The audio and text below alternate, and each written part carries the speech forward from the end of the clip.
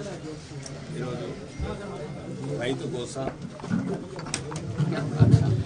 రైతు గోస బీజేపీ భరోసా తెలంగాణ వ్యాప్తంగా అన్ని రకాలుగా విఫలమైన కసాయి కాంగ్రెస్ ప్రభుత్వం మీద ఈరోజు రైతాంగం తరఫున రైతుల గురించి రణబేరి మోగించడానికి తెలంగాణ వ్యాప్తంగా బీజేపీ శ్రేణులు గౌరవనీయులు పెద్దలు BJP floor leader Maheshwar Reddy గారి ఆధ్వర్యంలో ఎమ్మెల్యేల ఎంపీలమంతా ఇది కాంగ్రెస్ కు కనువిప్పు కావాలి. ఒక్క 2 నిమిషాలు కూర్చుంటేనే ఒళ్ళంతా తడిసిపోతున్నది వేడిలా. ఏం పాపం పడిపోతారా మీరు?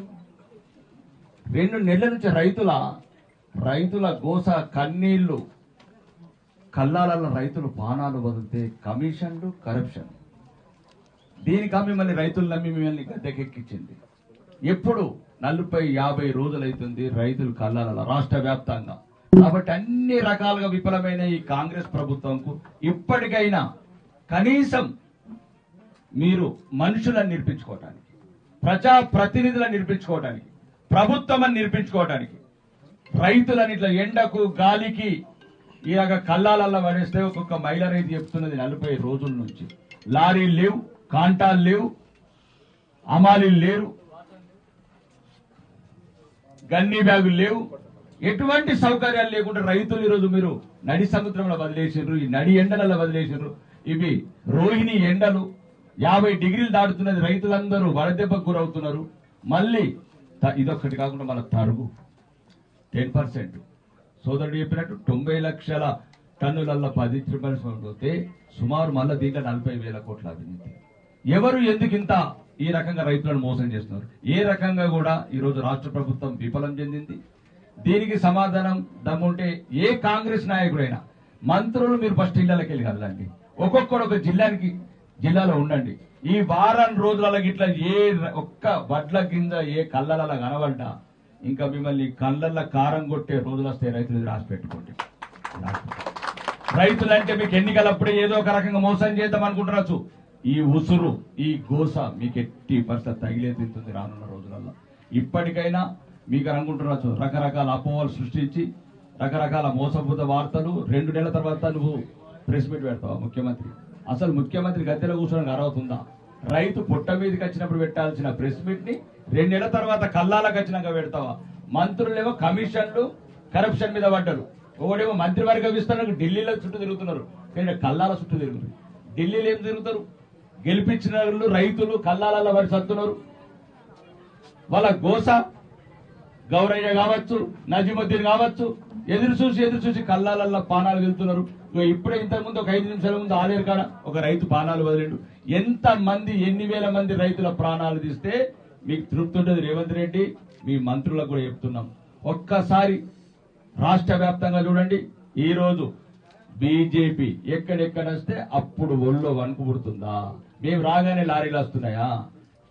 ఇన్ని రోజులు ఈ పరిపాలన ఎటుపోయింది? ఇన్ని రోజులు అడ్మినిస్ట్రేషన్ ఎటుపోయింది? అధికారులు పడకేసేసింది, ప్రభుత్వం పడకేసేసింది పాలన. ఇప్పటికైనా రానున్న రోజులు వారం 10 రోజుల్లో మళ్ళా వర్షాలు పడితే రైతుల కన్నీళ్లు. ఇంతకుముందే జనగామలో జరిగింది. పోయిన సంవత్సరం ఒక మహిళా రైతు కళ్ళాలల్లో కన్నీళ్లలో ఏడ్చుకుంది, వడ్లు ఎత్తుకున్నది.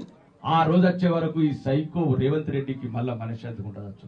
మళ్ళా రైతుల కళ్ళాలల్లా మళ్ళా కన్నీళ్లు కలిసి అప్పుడు మాత్రం మీకు కడుపు తృప్తి ఉండదు.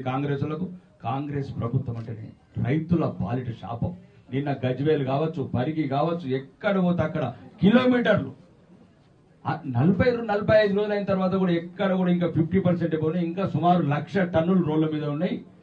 కాబట్టి దయచేసి మేము రాజకీయం గురించి రాలేదు, రైతుల తరపు నుంచి రైతుల గోసలు, రైతుల కన్నీళ్లకు అండగా ఉండమని వచ్చిన తప్ప మాకు ఎటువంటి రాజకీయ ప్రయోజనాలు అవసరం లేదు.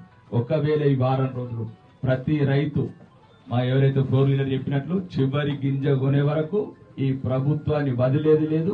అవసరమైతే గ్రామాన ప్రతి ఊర్లో భారతీయ జనతా పార్టీ కార్యకర్తలు, నాయకులు ఎక్కడిదక్కడ నిలదీసి ఒకవేళ ఈ వారం రోజులలో అడ్ల గింజలు ఎక్కడ కనబడ్డా బండి వెనుక బండి కట్టేప్పుడు ఎట్లయితే నైజారు ప్రభుత్వం ఎట్లయితే దించినమో ఇప్పుడు లారీ వెనుక లారీ కట్టి మొత్తం మంత్రుల క్వార్టర్స్లల్లా, తెలంగాణ సెక్రటరీలల్లా, మళ్ళా ముఖ్యమంత్రి ఇంటికాడ లారీలు నింపే బాధ్యత ఈ తెలంగాణ భారతీయ జనతా పార్టీ తీసుకుంటుంది. ప్రతి గింజ కొనే వరకు ఈ వారం రోజుల వర్షం కాలం కన్నా ముందు కొనకపోతే యుద్ధ ప్రతిపాదకన అర్ధరాత్రి లేకుండా పగలు లేకుండా 24 గంటలు ఈ చివరి వడ్ల గింజలు కొనకపోతే ప్రత్యక్ష కార్యాచరణ దిగుతాము. లారీలన్నీ తీసుకొచ్చి మీ మంత్రుల ఇళ్లల్లా, ముఖ్యమంత్రి ఇళ్లల్లా, ప్రజాభవన్లని ఆ లారీలు తీస్తామని ఈ రకంగా హెచ్చరిస్తున్నాం. ఒకసారి భారతీయ జనతా పార్టీ రైతాంగాన్ని అందరికీ చెప్తున్నాం, తెలంగాణ రాష్ట్ర వ్యాప్తంగా మీకు మేమున్నాం, మీ వెనకాలంటాము, మీ వెన్ను తన్నుకుంటాము.